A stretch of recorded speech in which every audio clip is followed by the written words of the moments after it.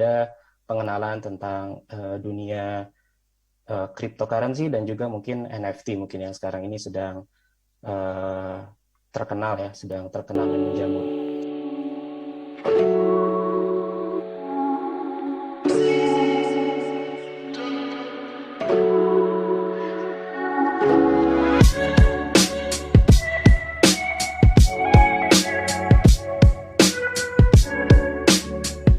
Siswa-siswa SMA Negeri 15 yang nanti mau bergabung langsung untuk mempelajari lebih dalam tentang coding ini.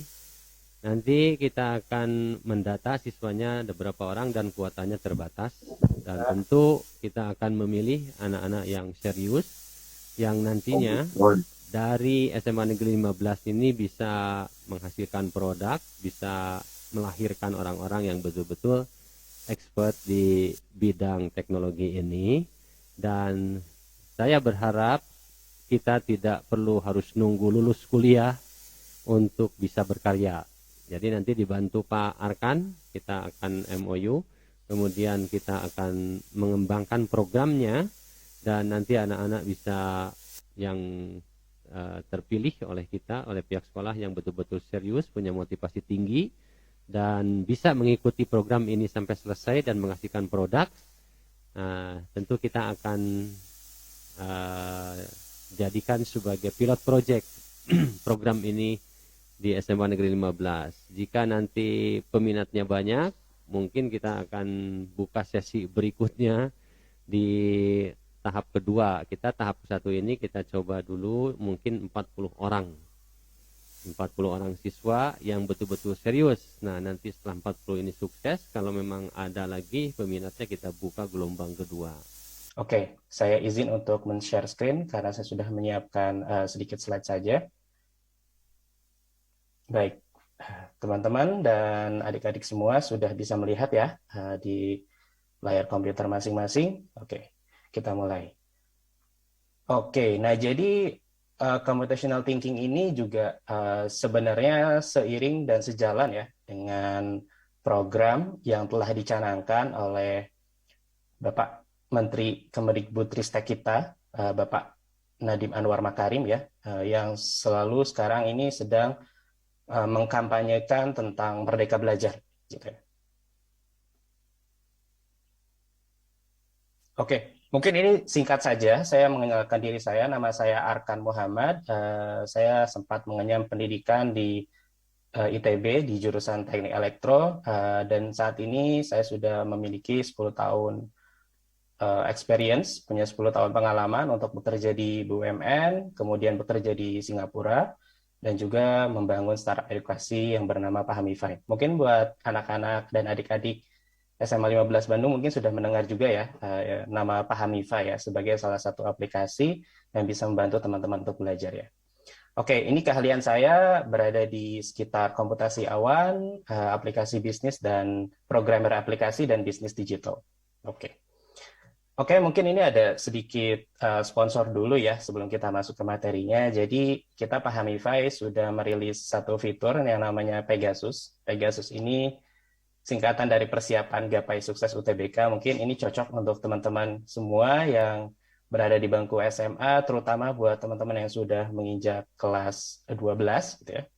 Jadi apa kelebihan fitur ini? Jadi kami berpendapat bahwa kebutuhan setiap anak adalah berbeda, gitu ya.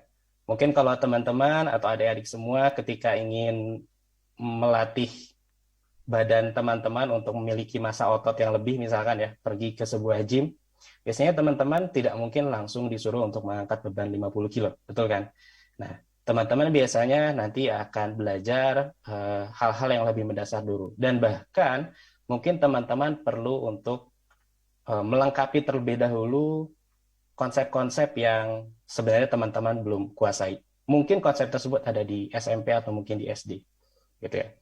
Jadi kelebihan dari fitur Pegasus ini adalah teman-teman tidak perlu bingung lagi belajar dari mana, karena di Pegasus ini kalian akan ditemani oleh sebuah sistem kecerdasan buatan yang akan merekomendasikan kelemahan-kelemahan teman-teman yang perlu teman-teman kejar supaya bisa menembus PTN impian teman-teman, gitu ya. Di situ juga selain itu juga nanti teman-teman bisa melihat progres dari waktu ke waktu dan belajarnya sangat-sangat enjoy karena setiap orang memiliki rekomendasi yang berbeda gitu ya. Dan itulah yang kami pahami sebagai sebuah solusi untuk teman-teman untuk menaklukkan UTBK. Semua bisa, semua paham dengan paham Ivan. Oke. Oke, kita masuk ke materi berikutnya ya. Itu tentang esensi Merdeka Belajar. Saya mungkin tadinya saya ingin menyampaikan ini karena pada awalnya saya diberitahu bahwa nanti saya presentasinya mungkin ke seluruh guru saja. Tapi ternyata ada peserta didik juga, jadi ya sudah mungkin kita coba untuk improvisasi juga ya. Nah, mungkin esensinya yang perlu yang saya tangkap dari Bapak Menteri ini adalah kita berusaha untuk melakukan percepatan tujuan nasional pendidikan. Yaitu apa? Yaitu adalah dengan memiliki keunggulan daya saing dengan negara lain. Karena di saat ini kita berada pada indeks kompetensi daya saing yang cukup rendah dibandingkan negara-negara lain. Nah, itulah yang mungkin Bapak Nadiem Anwar Makarim gitu ya yang ingin dikampanyekan ya terkait bagaimana kita bukan merombak ya, kita berusaha untuk bertransformasi menuju pendidikan yang lebih berarti, yang nantinya sebenarnya ini berhubungan dengan dua poin penting, yaitu adalah karakter yang mulia tentu saja, dan yang kedua adalah penalaran tingkat tinggi gitu ya. Baik itu dalam literasi dan numerasi. Maksudnya adalah dalam membaca dan juga dalam melakukan proses untuk menghitung gitu ya, numerasi. Seperti itu. Oke, mungkin ini sedikit saja. Jadi kita sekarang sebenarnya sudah masuk ke lanskap industri 4.0 gitu ya. Mungkin teman-teman bertanya 3.0-nya mana? Nah, sebenarnya 3.0 ini adalah di industri manufaktur gitu ya. Mungkin teman-teman sudah bisa melihat ya, misalkan di industri manufaktur tuh ya katakanlah kalau yang teman-teman tahu adalah seperti pabrik tahu, itu juga salah satu industri 3.0 ya gitu ya. Pabrik tekstil gitu ya, kemudian pabrik Indomie gitu ya, itu juga salah satu industri 3.0. Dan sekarang kita sudah mulai merangkak masuk ke dalam industri 4.0, di mana di industri 4.0 ini kita berada di dunia maya gitu ya. Jadi seluruh operasi dapat kita delegasikan di dalam sebuah dunia yang sebenarnya tidak sangat sulit untuk disentuh secara fisik gitu ya. Kalau kita melihat di industri 3.0, kita bisa melihat bagaimana mesin-mesin industri beroperasi. Kalau kita masuk ke dalam pabrik, kita bisa melihat bagaimana sebuah mesin yang mungkin dimasukkan ayam, kemudian keluar langsung menjadi sosis. Seperti itu.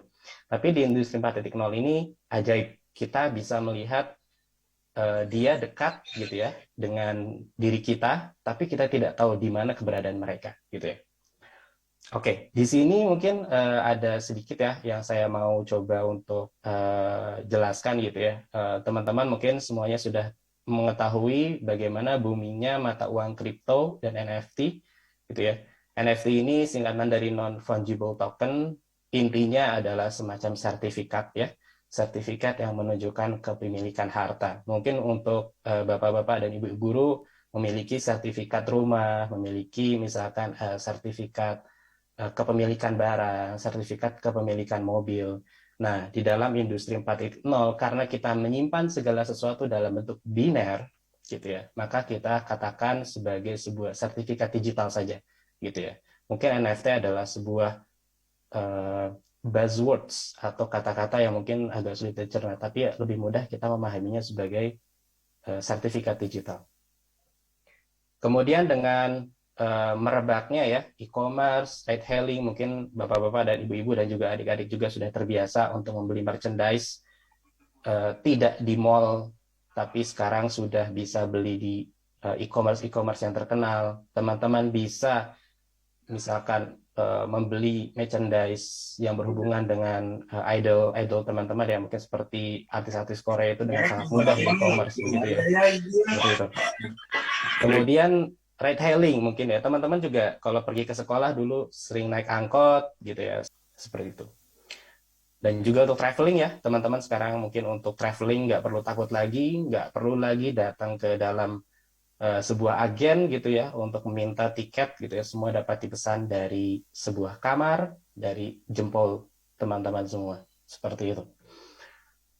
Oke, nah ini mungkin yang ingin saya tekankan lagi ya. Jadi computational thinking ini tidak sama dengan coding. Ini sebenarnya sesuai dengan asosiasi bahwa membuat essay itu tidak sama dengan menulis.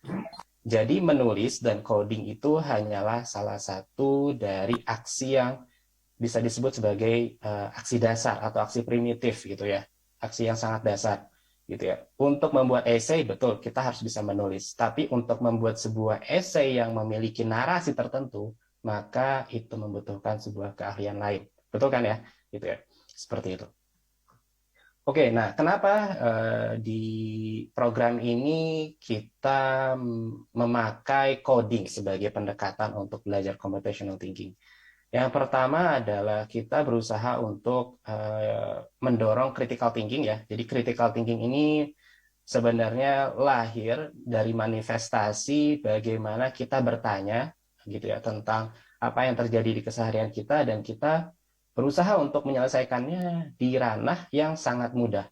Maksudnya dalam dalam hal ini bukan sangat mudah pelaksanaannya, tapi kita bisa melakukan proses simulasi, kita bisa melakukan proses percobaan yang pada awalnya mungkin membutuhkan sebuah laboratorium. Mungkin kalau untuk angkatan-angkatan saya ketika mau belajar itu butuh yang namanya mungkin laboratorium semacam fisika, kimia ya untuk melihat bagaimana sebuah eksperimen dapat dijalankan. Tapi dengan coding kita bisa melatih kreativitas kita kapan saja, di mana saja, dan tidak memerlukan tempat itu ya, dimanapun lah teman-teman bisa melakukan itu. Oke, nah jadi supaya saya nggak terlalu banyak berbicara ya, gitu ya, nanti saya akan coba peragakan sedikit penerapan coding di dunia industri, gitu ya. Baik, oke, baik. Sebelumnya saya mau memperkenalkan dulu mungkin ya salah satu teknologi kecerdasan buatan yang sudah pernah kami buat ya. Jadi misalkan ini mungkin teman-teman sudah pernah pakai juga ya, bagaimana teman-teman berusaha untuk mencari pertanyaan dari beberapa mencari jawaban dari beberapa pertanyaan ya, gitu ya. Oke, saya coba dulu ya. Oke, misalkan saya mau coba untuk soal integral, misalkan ya, gitu. Oke, soal integral, ya. Saya ingin tahu apakah ini bisa dicari atau tidak ya, gitu. Jadi ini dibuat dengan sistem kecerdasan buatan yang bisa melihat foto yang nantinya bisa dikeluarkan gitu. Oh ternyata kita sudah memiliki solusi-solusi yang serupa juga. Jadi kalau teman-teman misalkan ada ada pekerjaan rumah yang mungkin tidak memahami gitu ya, ini bisa menjadi teman belajar teman-teman juga gitu ya, untuk melihat beberapa soal yang mungkin mirip atau mungkin beberapa soal yang betul-betul sama seperti itu gitu ya. Dan kemudian berikutnya mungkin saya akan memberikan sedikit uh, cerita mungkin ya tentang cryptocurrency gitu ya. Teman-teman kan mungkin sudah lihat cryptocurrency seperti apa ya. Jadi cryptocurrency ini sebenarnya dibangun di atas sistem yang dinamakan sebuah teknologinya disebut sebagai blockchain gitu ya. Teman-teman mungkin tahu blockchain. Lalu bedanya apa sih sama sistem keuangan yang biasanya seperti itu ya. Mungkin teman-teman semuanya bertanya seperti itu. Nah, perbedaannya adalah dengan blockchain kita bisa membuat catatan keuangan menjadi sangat aman tanpa ada intervensi pihak ketiga ya. Jadi kalau misalkan teman-teman sekarang misalkan top up GoPay, siapa pihak ketiganya? Pihak ketiganya adalah Gojek, betul kan? Kemudian teman-teman berusaha untuk misalkan transfer uang lewat bank. Berarti pihak ketiganya adalah bank. Kita menempatkan bank sebagai mitra kepercayaan kita untuk menyimpan uang, gitu ya. Nah, jadi asal usul kenapa blockchain itu muncul ternyata gitu ya, di dunia keuangan itu ternyata ada beberapa permainan yang menyebabkan misalkan sebuah ekonomi itu terguncang. Misalkan ya seperti krisis di tahun 2008 yang diakibatkan oleh pemerintah Amerika Serikat melakukan proses printing money gitu ya. Printing money itu mencetak uang gitu ya. Mencetak uang padahal underlying atau cadangan devisanya sebenarnya tidak mumpuni gitu ya. Sehingga terjadi inflasi dan segala macam sehingga Amerika Serikat sendiri kan sebagai mata uang global tuh gitu kan dan dipakai untuk transaksi internasional gitu. Akhirnya terjadilah guncangan ekonomi dan inilah yang mendasari kenapa banyak penggiat-penggiat yang berusaha untuk mengkampanyekan blockchain sebagai salah satu teknik untuk menjamin transparansi. Jadi tidak ada yang namanya kecurangan-kecurangan karena permainan pihak ketiga. Seperti itu ya teman-teman ya. Itu adalah esensi dari cryptocurrency menggunakan blockchain. Nah, di demo kali ini saya akan coba untuk menceritakan di sini ada 4 karakter ya. Yang satu ini ada 2 cewek, 2 cowok nih. Nah, masing-masing ini mereka melakukan proses arisan, begitu ya. Mungkin untuk ibu-ibu dan bapak-bapak guru yang terbiasa melakukan arisan bersama dengan kolega atau mungkin dengan keluarganya juga bisa melihat ya.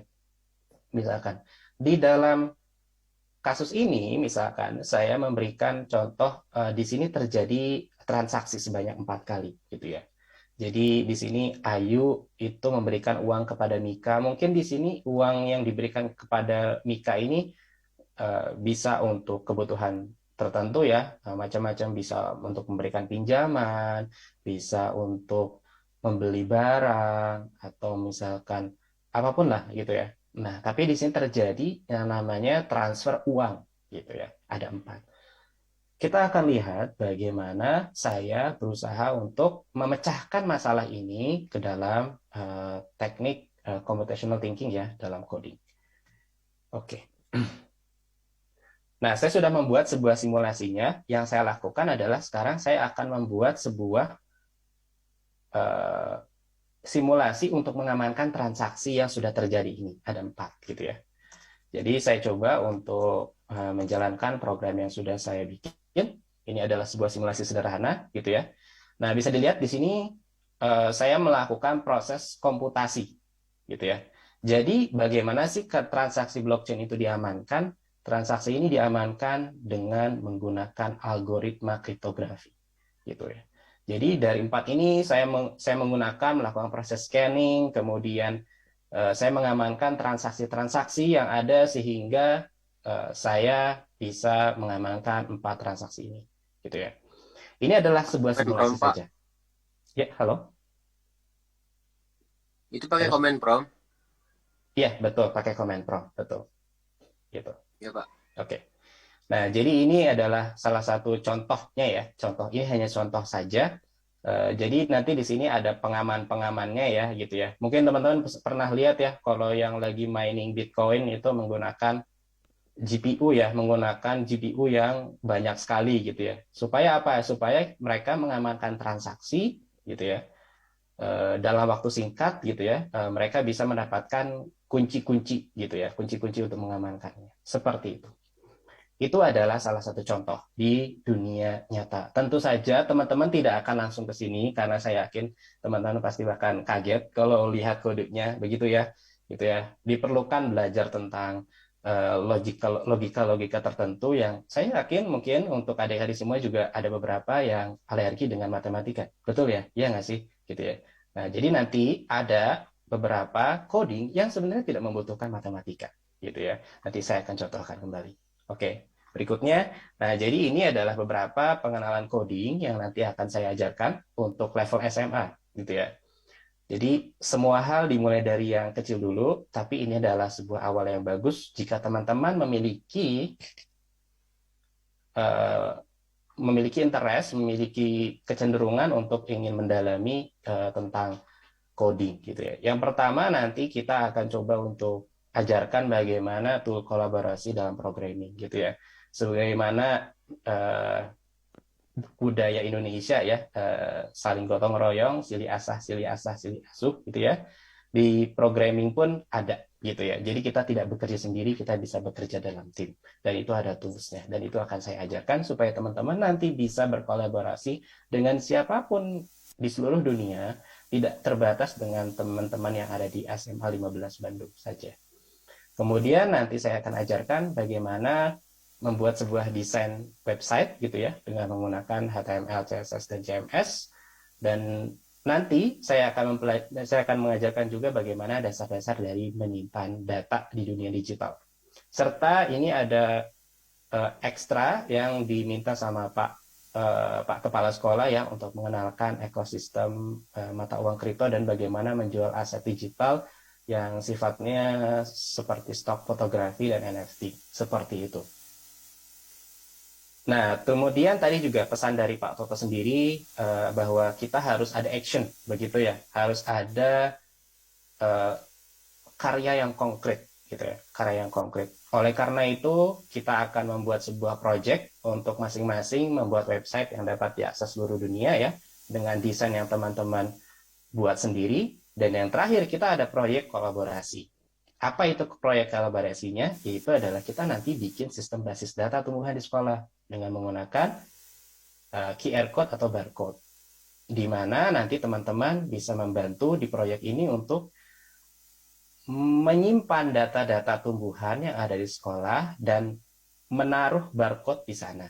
Sehingga setiap kali teman-teman lewat mau ke kantin misalkan, kemudian iseng-iseng nih pakai barcode gitu ya, buka HP-nya, kemudian di-scan barcode-nya. Nanti teman-teman bisa lihat tumbuhan apa yang ada di hadapan teman-teman semua. Sehingga ini menurut saya adalah sebuah studi kasus yang sangat baik, sehingga nanti saya lihat teman-teman bisa belajar kapan saja, di mana saja, dan bisa memanfaatkan coding gitu ya untuk menumbuhkan sarana belajar yang lebih mengasihkan gitu ya dengan menggunakan sistem QR code data tumbuhan di sekolah seperti itu. Oke, nah ini mungkin ada sedikit training ya untuk anak-anak SMA. Nanti Pak, tadi saya lihat kayaknya agak complicated deh kalau misalkan lihat yang comment prompt seperti itu. Kalau untuk SMA kira-kira nanti ngapain aja ya Pak? Baik, oke, saya akan coba demokan ya. Jadi berikutnya mungkin saya akan coba untuk memberikan contoh ya. Jadi nanti ini misalkan saya membuat sebuah dashboard ya, dashboard. Nah, nanti di sini teman-teman akan membuat desain website sendiri. Nah, caranya seperti apa? Nanti kita akan ajarkan. Misalkan saya buka sebuah debugger, istilahnya ya, seperti itu ya. Nanti di sini kita bisa melakukan proses pengecekan gitu ya, pengecekan untuk coding gitu ya. Misalkan saya pingin misalkan ini daftar peserta workshop, misalkan saya ganti menjadi SMAN 15 Bandung seperti ini gitu ya. Nah, ini kan sudah berubah ya, gitu ya. Nah, kemudian Pak, gimana sih kalau misalkan saya pingin kasih warna, pingin ditaruh di tengah gitu ya. Nah, nanti kita akan ajarkan bahasa-bahasa untuk berdandan, bahasa-bahasa untuk kosmetik di dunia digital gitu ya. Nah, misalkan saya mau membuat warnanya menjadi misalkan blue gitu ya. Nah, itu juga bisa ya, gitu ya. Misalkan font. Oh, maaf, salah ini ya. Oke. Color gitu ya. Misalkan red gitu ya. Pakai Tidak ada CSS, pakai. Pak. Betul, gitu ya. Misalkan kalau nanti jadi warna biru seperti ini, kemudian misalkan saya mau menambahkan eh, ininya ke kanan misalkan ya, gitu ya. Dari kiri pindah ke kanan gitu ya, seperti itu. Misalkan saya mau tambah lagi nih, misalkan seperti ini, misalkan ya. Oh, kurang kayaknya 100, coba begitu ya. Kan kalau seperti ini tidak memerlukan yang namanya matematika, begitu ya.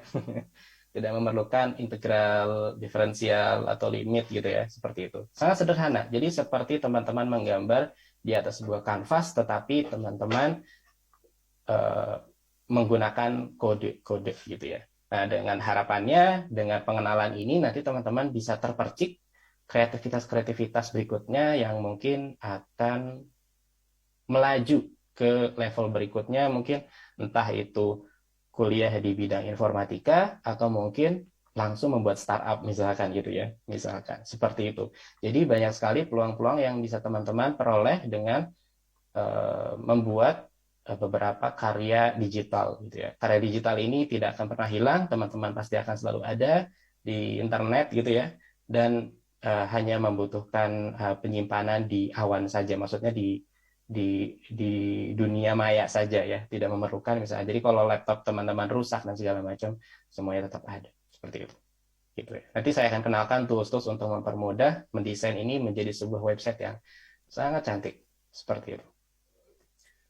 Oke, itu saja mungkin demo dan juga presentasi dari saya. Mudah-mudahan ini cukup menggambarkan kegiatan-kegiatan apa saja yang nanti akan kita lalui dalam sesi belajar coding ini dan juga belajar mendesain ini. Oh ya, tadi juga ada tentang pengenalan NFT. Nanti di situ saya akan kenalkan bagaimana menggunakan beberapa tools-tools ya untuk melihat potensi-potensi yang apa yang pasar inginkan sehingga kita bisa membuat sebuah karya seni yang mungkin bisa bernilai jual tinggi di marketplace NFT seperti itu. Silakan saya membuka sesi tanya jawab untuk para peserta, baik para guru maupun baik untuk para murid. Baik, terima kasih Pak Saya, Pak. Arkan. Ya, Oke, silakan baik. anak-anak yang mau bertanya langsung raise hand atau langsung. Izin bertanya, Pak. Silahkan. Baik. Saya mau bertanya soal pembuatan website itu. Kan ada spasi yang tulisan angka plus PX. Nah, kan mana mau ngitung PX itu kalau seandainya resolusinya itu lebih rendah atau lebih tinggi gitu. Oke. Nanti saya akan ajarkan ya. Jadi ada istilahnya responsive design, begitu ya. Responsive design. Responsive design itu nanti kita bisa membuat CSS ini lebih fleksibel tergantung ukuran layar. Mungkin nanti kalau dibuka di laptop agak membesar, tapi ketika dibuka di mobile itu agak mengecil gitu ya. Dan mengecilnya pun tidak bertabrakan, tapi harmoni ya. Mungkin teman-teman bisa lihat juga ya, mungkin website-website yang cukup besar seperti Tokopedia, itu bisa seperti itu. Ya, kenapa? Kalau responsive design buat mobile sama yang versi desktop itu beda ya, Pak? Ya, maksudnya dia dalam kita belajar satu saja, nanti kita bisa mensimulasikan ya, gimana sih kalau misalkan itu dalam posisi mobile, dalam posisi desktop. Tapi itu kita cuma bikin satu saja, sekali coding langsung bisa dapat support untuk bisa ditampilkan di desktop dan juga di mobile, seperti itu. Ya, Pak, makasih. Sama-sama. Oke, ada lagi. Tadi ada yang raise hand ya. Siapa ini? Nabila. Silakan Nabila untuk di-unmute dan bertanya. Ya, Pak. Apa kita belajar nanti sampai JS atau JavaScript? Untuk sementara belum. Untuk sementara gitu ya. Karena JavaScript ini sudah masuk ke bahasa pemrograman yang memungkinkan kita untuk melakukan manipulasi dan interaksi dari desain kita ya. Jadi misalkan kita mau ada desain yang misalkan ketika di swipe itu muter-muter gitu ya, atau misalkan diklik berubah jadi warna merah, biru, kuning, hijau, misalkan seperti itu. Kita belum sampai ke sana gitu ya. Tapi nanti akan kita sertakan sebagai sebuah pengantar. Maksudnya apa? Di project yang kita kerjakan itu pasti akan menggunakan JavaScript, tapi JavaScript-nya tidak kita coding. Kita hanya menggunakan pihak ketiga saja gitu ya, sebagai penambah bumbu-bumbu ya dari apa yang kita sudah kerjakan. Jadi nanti teman-teman tinggal ubah warnanya, ternyata pas di swipe bisa rotate, bisa berputar, bisa flipping seperti itu. Belum. Oke. Oh ya, Pak, kalau HTML itu masuknya markup language ya, bukan programming language. Kalau programming language itu kayak Python, C++ yang gitu ya, Pak ya? Ya, sama-sama. Jadi itu sebenarnya gini ya, bahasa pemrograman itu fungsinya berbeda-beda. Mungkin untuk HTML ini lebih ke arah tampilan depan, begitu ya, tampilan depan. Tapi seperti misalkan Python, kemudian Java dan seperti semacamnya, itu bahasa pemrograman yang mungkin lebih untuk di server seperti itu ya. Di server, maksudnya di server ini biasanya dijalankan di sebuah eh, apa ya, istilahnya komputasi awan ya, di sebuah server. Nanti di server itu kita jalankan sebuah program Python atau Java. Nah, biasanya nanti berhubungan dengan bagaimana kita menyimpan data, bagaimana kita memanipulasi data dan semacamnya. Gitu ya. Saya kira untuk anak SMA sebenarnya kalau mau belajar tentang Python atau mungkin Java itu belajar tentang logika komputasi terlebih dahulu. Jadi misalkan bagaimana cara mensortir sebuah alfabet, bagaimana cara kita mencari nilai terbesar dari sebuah barisan bilangan, bagaimana cara kita mencari faktorial dari 150 misalkan seperti itu.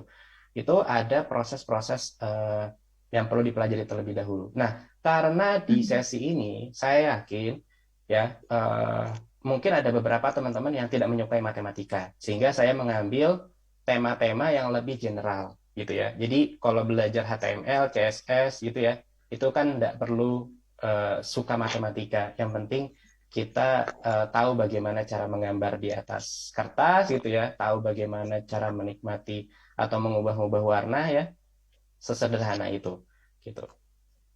Oh ya Pak, izin bertanya lagi. Boleh. Pak, Kalau Pak punya GitHub, punya akun GitHub Pak.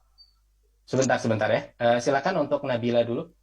Tadi ya Pak, teruskan lagi. yang bagus itu kalau untuk text editornya apa ya? Kalau saya pernah pakai Studio Code itu tuh, karena saya pernah belajar tipis-tipis tentang HTML sama CSS sih, cuma belum bisa untuk bikin website yang responsif dengan JS. Oke.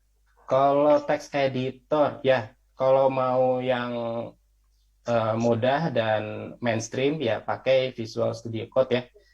Itu gratis, bisa dipakai dan mungkin tampilannya seperti ini ya. Mungkin seperti ini gitu ya tampilannya. Ini juga sudah cukup enak ya untuk dibawa kita berselancar melalui kode-kode yang sudah pernah kita buat gitu. Oke, silakan tadi siapa? Zikri ya, siapa? Ada pertanyaan tambahan tadi? Bapak punya akun GitHub? Ya, punya sih. Kenapa? Nanti silakan searching Pak, aja. follow dong Pak, aku juga punya. Oh iya. Oke, nanti saya follow. Oke. Terima kasih. Oke, Ya Pak. silakan untuk teman-teman yang lain. Atau ini waktunya sudah habis ya? Atau masih ada waktu untuk pertanyaan? Baik, saya buka satu dulu aja ya. Silakan, mungkin ada yang mau raise hand kembali, bertanya tentang pemrograman secara umum. Masih ada waktunya Pak Arkan, silakan. Baik. Ya, anak-anak nanti itu ada absen, silakan diisi, dan nanti ada beberapa pertanyaan di absen itu untuk bagi siswa yang mau serius memperdalam tentang coding ini, bisa nanti kita seleksi ya, terbatas kuotanya. Kalau misalnya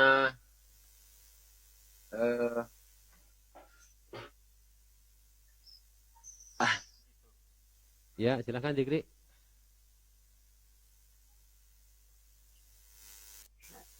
Kalau misalnya ngebuat website lebih interaktif kan biasanya pakai JavaScript ya. Kalau misalnya pakai bahasa pemrograman lain itu bisa gak Pak, kayak Python atau C++? Untuk C++ itu akan sangat sulit ya, tapi ada bahasa pemrograman lain juga yang bisa dipergunakan ya selain menggunakan ini ya HTML. Tapi sebenarnya pada intinya ya, kalau kita belajar tentang pemrograman yang membutuhkan visualisasi gitu ya, itu biasanya pasti HTML adalah yang paling utama gitu ya. Yang paling utama adalah HTML gitu ya. Jadi sangat jarang sekali sih kita melakukan proses coding dari server gitu ya, terus kemudian tanpa menggunakan HTML. Karena HTML itu sebenarnya bahasa pemrograman yang dipahami oleh browser kita ya, dipahami oleh browser kita yang sebenarnya kalau bahasa pemrograman memakai pun mereka biasanya akan melakukan proses dalam istilahnya ya, itu istilahnya itu transpiling. Transpiling itu jadi mengubah gitu ya. Jadi misalkan begini, kalau saya punya penerjemah, saya mau berbicara sama orang Rusia, misalkan gitu ya. Orang Rusia kan cuma mengerti bahasa Rusia, begitu kan ya. Tapi saya menggunakan misalkan penerjemah dari orang bahasa Inggris, misalkan ya orang bahasa Inggris yang mengerti bahasa Rusia. Jadi saya berbicara dalam bahasa Inggris, ya, dalam bahasa Inggris, gitu ya. Nanti dari orang Inggris ini dia terjemahkan ke bahasa Rusia. Seperti itulah. Jadi orang Rusianya bisa mengerti maksud saya seperti apa. Kan komunikasi itu tidak serta-merta harus dalam bahasa yang sama, ya nggak sih?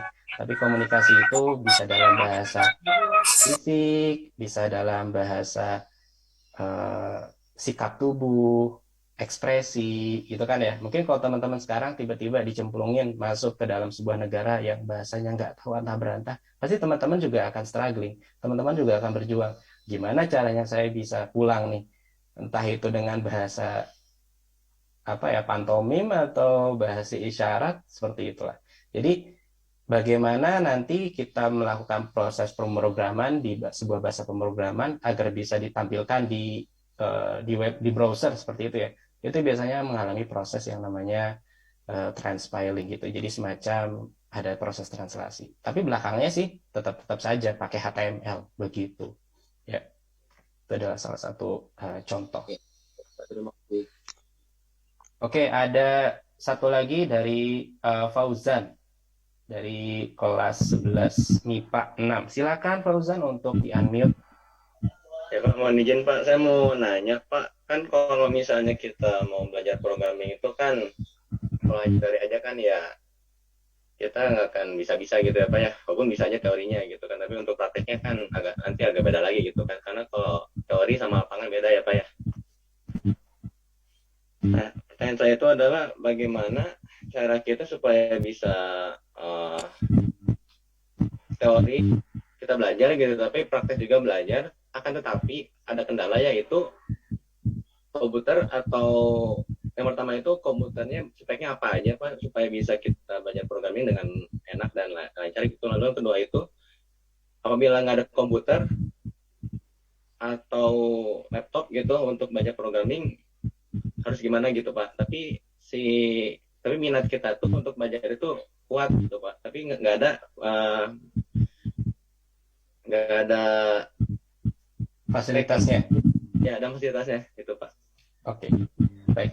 Oke, nah jadi nanti saya akan kenalkan juga ya. Ini adalah sudah saya prediksi ya, karena adanya proses ketimpangan dari fasilitas ya yang dimiliki oleh masing-masing siswa.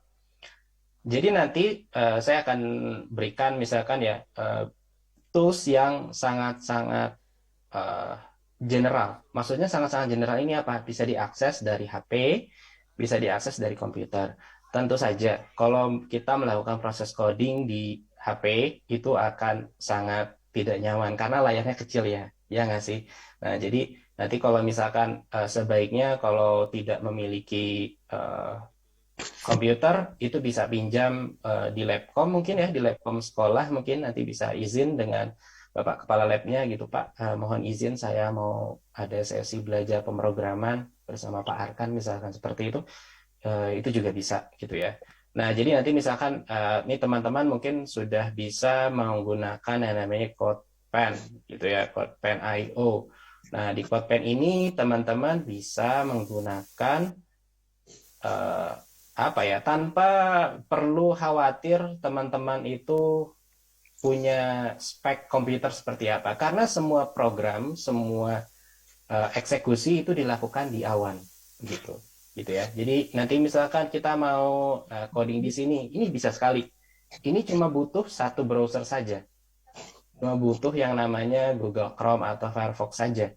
Mungkin laptop teman-teman kecil, cuma Intel Pentium mungkin ya, yang speknya rendah, cuma bisa running buka Microsoft Word aja, misalkan agak lambat gitu ya. Dengan menggunakan tools-tools yang ada di komputasi awan, kita bisa tetap berkreasi tanpa menemui batasan-batasan fasilitas gitu ya. Jadi silahkan pakai ini gitu ya.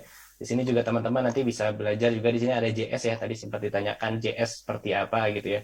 Nanti kita bisa ajarkan sedikit demi sedikit atau pengenalan lah gitu ya tentang JS. Tapi yang penting nanti kita akan menggunakan tools-tools ini untuk menyamaratakan fasilitas, untuk membuat akses jadi lebih mudah. Yang teman-teman butuhkan hanyalah sebuah gadget dan sebuah koneksi internet saja. Cukup mudah, bukan? Seperti itu.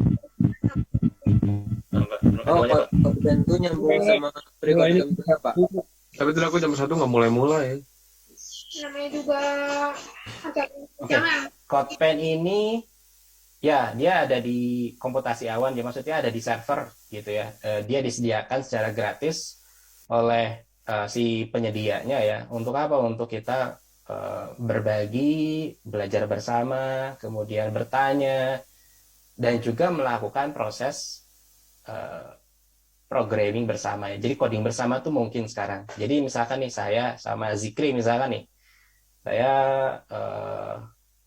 nanti Ya, Pak. akan memberikan linknya diakses bersama, seperti kita sedang mengakses Google Drive, di mana kita bisa berkolaborasi coding di sini, nanti di masing-masing komputer akan muncul. Kita sudah masuk ke dalam era yang seperti itu, gitu. Begitu ya. Itu kira-kira gambaran kecanggihan dari teknologi 4.0, di mana kita tidak lagi bergantung sama spek komputer yang kita miliki gitu ya. Jadi nggak ada lagi nih, kalau zaman saya dulu kalau mau belajar ini harus ke perpustakaan, harus ketemu sama yang hebat-hebat, itu harus dikejar gitu ya, harus dikejar. Sekarang bisa via online, bisa belajar sama siapa saja. Saya pun bisa belajar bisnis dengan orang-orang yang mungkin jauh ya, ada di Jakarta mungkin, dan beliau juga ada di New York gitu ya. Kita semua terhubung dalam sebuah ruang dunia maya yang tidak yang tidak bergantung oleh jarak dan waktu. Itulah 4.0 gitu ya. Dan ini pun saya akan ajarkan bagaimana teman-teman semua bisa menggunakan ini secara baik untuk berkolaborasi dengan teman-teman yang lain gitu ya, sesama programming juga. Baik. Oke. Itu saja mungkin ya, karena waktunya sudah habis. Mungkin sekian dari saya, mudah-mudahan bermanfaat. Semoga teman-teman semua dan adik-adik semua tetap semangat, dan sampai jumpa di lain waktu. Terima kasih. Assalamualaikum warahmatullahi Terima kasih Pak. Ya, terima kasih. Terima kasih, Hasan. Pak. Dan anak-anak, Terima kasih, tadi Pak. kita akan Terima kasih, melakukan Pak. kerjasama dengan Pak Terima kasih, Arkan. Pak. Dan itu anak-anak ya untuk sosialisasi hari ini, dan Pak Arkan terima kasih atas kesempatannya. Dan selanjutnya dari kegiatan ini mohon tim IT menyebarkan absen, dan di absen itu ada beberapa pertanyaan terkait dengan keseriusan anak-anak untuk mengikuti atau memperdalam hobi dari kegiatan ini, dari pengembangan coding ini. Nah, nanti itu akan menjadi alat kita untuk menentukan siapa-siapa orangnya yang berhak atau yang layak untuk mengikuti program ini. Dan nanti Anda akan mendapatkan undangan dari wali kelas, dan kita akan SK-kan untuk anak-anak yang ikut bergabung dalam program ini. Dan mungkin untuk sampai ke tahap SK kita juga akan ada tahap wawancara serius dulu nih, karena nanti Anda akan dibiayai oleh sekolah, jadi harus betul-betul sangat bertanggung jawab melaksanakan program ini gitu. Begitu anak-anak, terima kasih atas kehadirannya. Pak Arkan, terima kasih. Kita mudah-mudahan bisa ketemu lagi, dan Terima kasih juga.